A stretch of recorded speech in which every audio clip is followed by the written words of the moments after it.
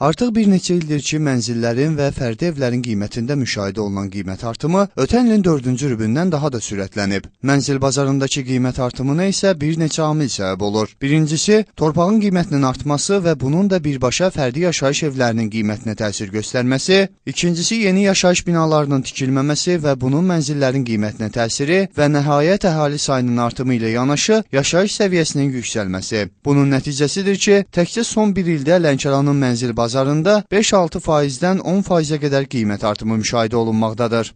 Keçən illəri mənzillər daha çox satıldı. Fərdi evlərin qiymətlərinin baha olması ilə əlaqəli.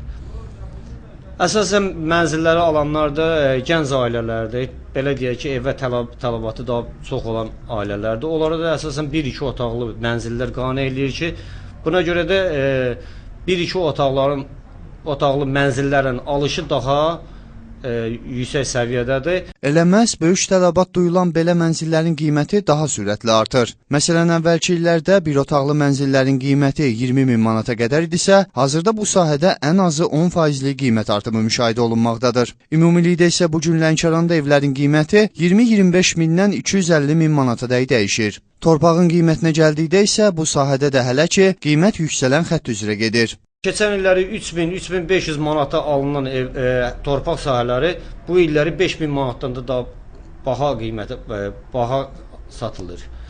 Şəhər ətrafı torpaqlar, məsələn, Digər, Şilavar, Göyşaban, Girdəni, Üstəmırdov kəndlərini götürəndə onlarda da qiymət artımları müşahidə olunur. Hardasa 1000 manata qədər fərq verir. Daşınmaz əmlak bazarındakı qiymət artımının 2014-cü il boyunca da davam edəcəyi proqnozlaşdırılır. Belə ki, yay mövsümünə doğru xüsusilə torpağın qiymətində və bunun da nəticəsində fərdi evlərin qiymətində artım gözlənilir. Mənzillərə isə qış fəslinə doğru daha çox tələbatın duyulduğu bildirilir. Məhəmməd Rzayev, Rövşən Əzimov, Lənkəran.